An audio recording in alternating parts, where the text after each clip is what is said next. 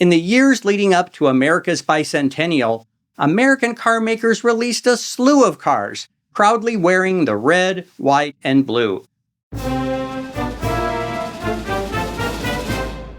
Let's take a year-by-year journey from the last days of the swingin' 60s all the way to America's 200th birthday in 1976. I'll highlight my favorite car from each year, plus a few honorable mentions. And away we go! A company named American Motors is obviously a natural fit to produce patriotic-themed cars. But the AMC AMX Super Stock surprised everybody. In the late 60s, AMC was desperately trying to shed its stodgy economy car image. In 1968, they debuted the Javelin and its shorter, two-seat sports car sibling, the AMX. But AMC needed more than sporty looks to earn a reputation for high performance. So AMC went racing. They partnered with Hurst Performance to build the 1969 AMX Super Stock, specifically for NHRA drag racing. Stuffed with go-fast goodies, this lightweight car could run the quarter mile in about 11 seconds. That made it a real contender. Only 52 were produced, many wearing this flashy factory paint job. Red up front, blue in the back, split by a belt of white. It's an obvious nod to the AMC logo, although it unintentionally resembles the French flag. Because this was a pure race car, the interior was all business black. My 1969 honorable mention goes to the Hurst Scrambler. AMC shoehorned their massive 390 cubic inch V8 into their smallest, cheapest car, the boringly frugal Rambler American. Also configured for the drag strip, it got its own distinctive red and white paint, blue mag-style wheels, and wild hood graphics telling you exactly what the scoop was for. AMC gave the patriotic treatments a rest after 1970.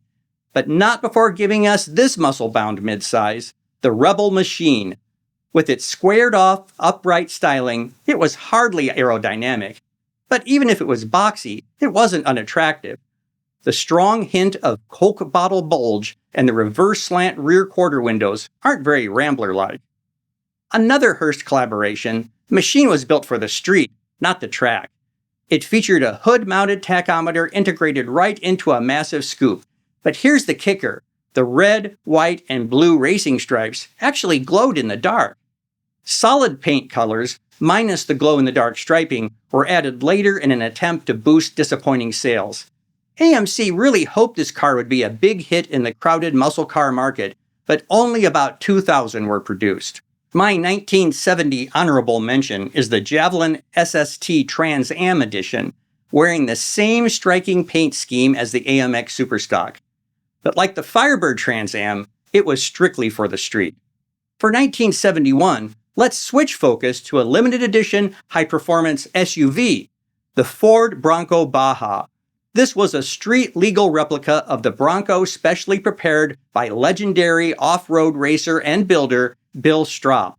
Strop and co-pilot Parnelli Jones secured back-to-back Baja 1000 wins in the racing version of this red, white, and blue off-roader. Broncos were shipped to Strop's facility in Long Beach, California. Wheel arches were enlarged to accommodate oversized tires. They added a roll bar, power steering, dual shock absorbers, and an automatic transmission, which wasn't even available on stock Broncos until 1973. This meticulously restored example sold for nearly $200,000 a few years back.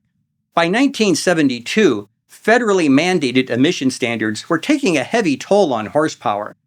The era of performance was ending, and the era of appearance packages was beginning.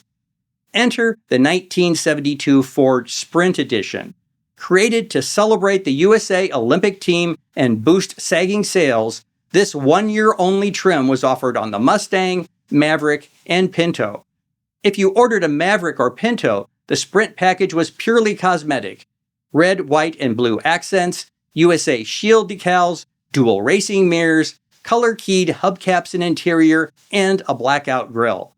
But Mustang buyers had options. If you checked the box for the B option, you additionally got a competition suspension, raised white letter tires, and 15-inch Magnum 500 wheels. Best of all, the tricolor interiors on these cars were surprisingly attractive, without a hint of garishness. Back to AMC to look at the 1973 CJ5 Super Jeep, a special edition created for a really strange reason. A massive shortage of the forged aluminum mag wheels required for their popular Renegade trim. AMC's distraction tactic was the Super Jeep package. They used standard white steel wheels wearing white walls, dropped in a 304 V8, added a curved chrome front bumper, and covered it in wild decals. If you wanted the patriotic look, you ordered white or blue, as other Super Jeep colors had orange and white striping instead of blue and red. The blue versions don't look as patriotic from a side view because there are no white stripes on the decals.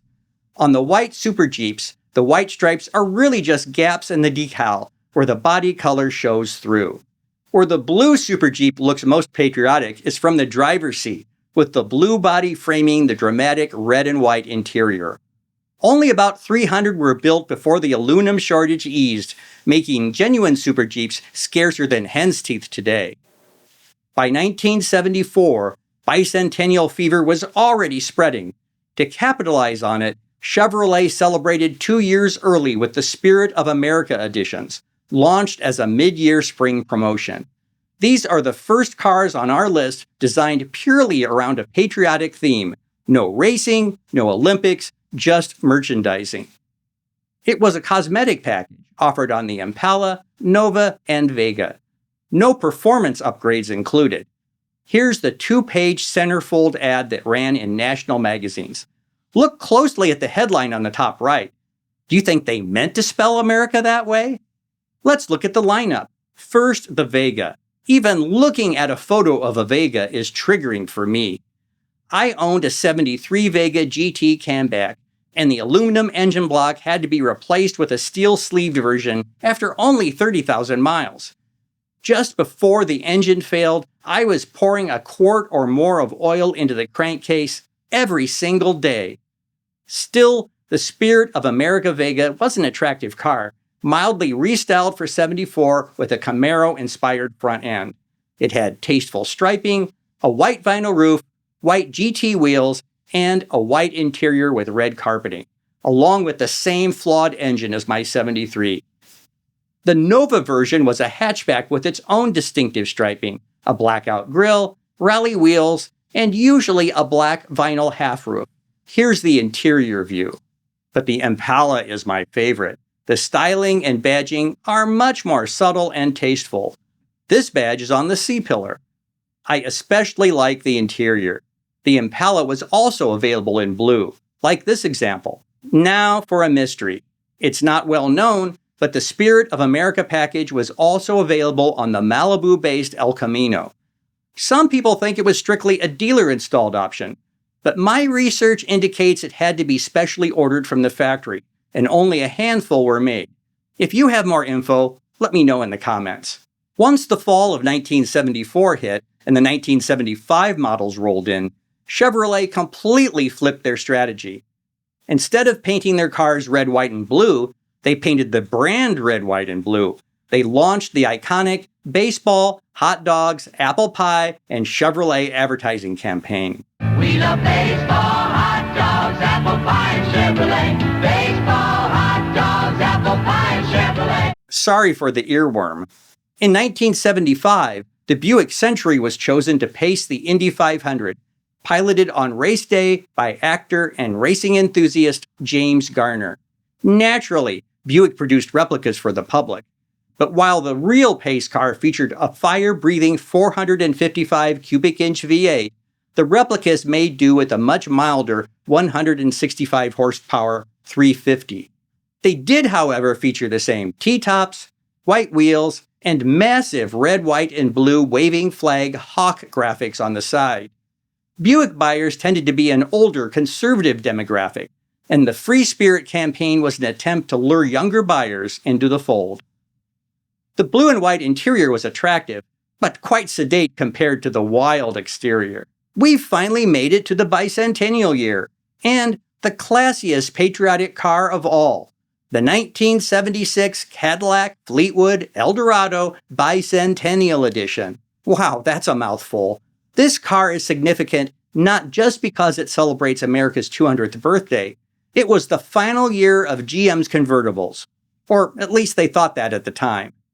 Automakers were sure the feds were going to outlaw convertibles due to rollover hazards. It never happened, but it would be years before American convertible production resumed. The patriotic touches are very subtle here. Red and blue dual pinstripes run along the hood, with red continuing along the belt line from the front fender to the door. The white leather seats feature red piping, and a dashboard plaque reads, "This 1976 Fleetwood Eldorado is one of the last 200 identical production convertibles." And now for something completely different. My 1976 honorable mention is the Dodge D100 pickup Spirit of 76 edition. Just goes to show that there was a patriotic car or truck to suit almost anyone. Thanks for watching. I hope you enjoyed this semi-quincentennial tribute to America's bicentennial cars. There are several I didn't have time to feature, so please reveal your favorites in the comments. For even more Hubcap Club, follow my daily posts on Facebook, Instagram, and Threads. And please like and subscribe. It really helps this channel. Until next time, for Hubcap Club, I'm Rob.